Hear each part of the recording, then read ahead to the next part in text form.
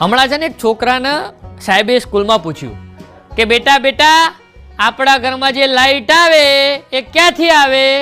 એટલે છોકરું કે સાહેબ આપણા ઘરમાં જે લાઈટ આવે ને એ મારા મોમાની ઘેરથી આવે. સાહેબ કે બેટા તારા મોમા 9મું ફેલ છે ને એમને જતી લાઈટ આવે?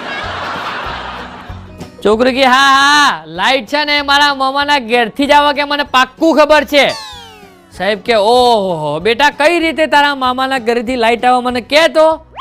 છોકરું કે સાહેબ જો જેટલી વખત મારા ઘરમાં લાઈટ જાય છે કે જેટલી વખત લાઈટ જાય છે એટલી વખત કે મારા પપ્પા કહે છે મારા હાળોએ લાઈટ ખાધી, મારા હાળોએ લાઈટ ખાધી.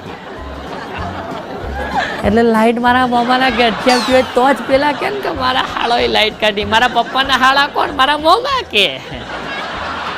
અત્યારે હવે લગ્ન સિઝન સાહેબ થોડી ચાલુ થશે.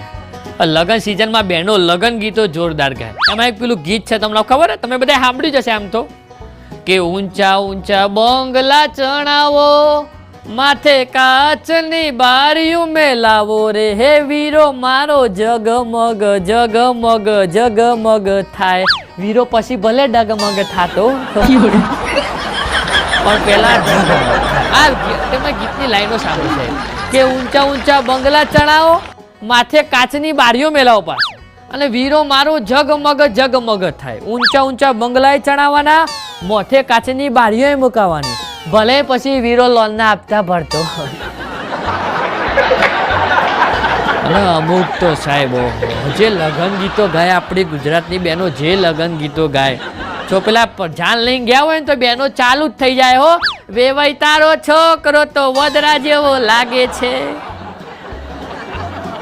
અરે બહેનો તમે એને જોવા ગયા પસંદ કરવા ગયા કાં તો તમને રાજકુમાર લાગતો તો અત્યારે વદરા જેવો.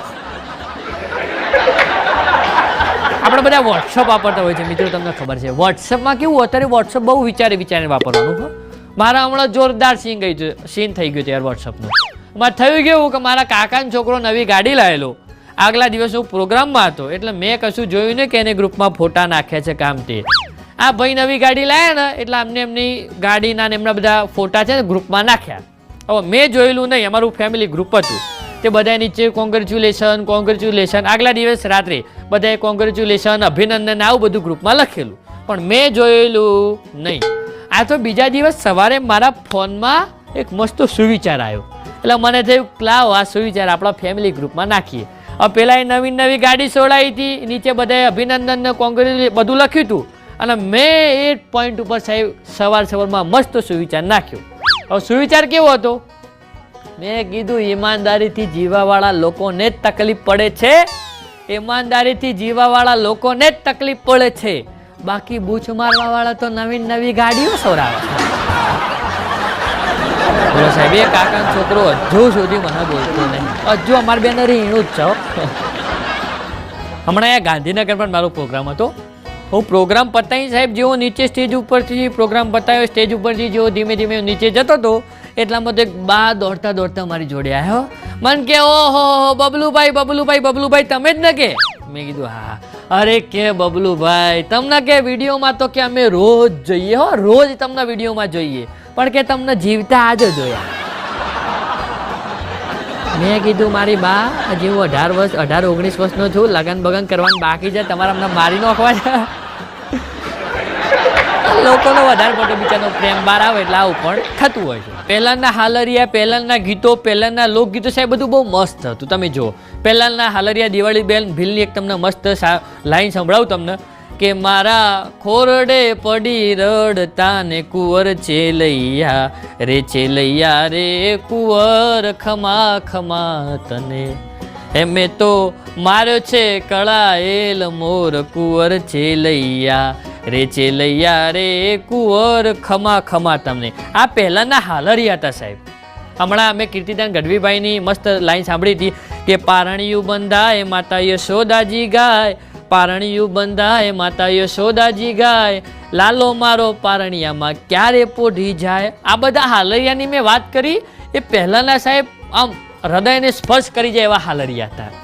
અને અત્યારના હાલરિયા તમે જોયા હોય તો દીકલો માલો દાયો છે, પાટલી બેચીને આવ્યો છે,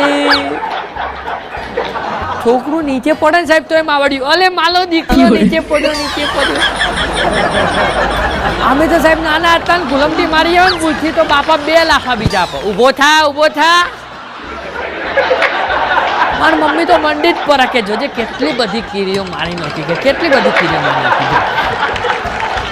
હમણાં છે ને કોલેજની બહાર સાહેબ 2 પ્રેમી પંખીડાઓ મસ્ત જે પેલા ભાઈ હતા ને એમની ગર્લફ્રેન્ડના ખોળામાં મથું રાખીને આરામથી ઊંઘેલા હતા બરાબર એટલે ત્યાં એક દાદો નીકળ્યા બાજુમ થઈ એટલે દાદો કે ઓય શું કરો છો કે તમને કઈ ખબર પડે છે કે આ આપણી સંસ્કૃતિ છે કે પેલો છોકરો કે ના દાદા આ સંસ્કૃતિ નહીં આ તો પેલા મગનભાઈની કાજલ છે કે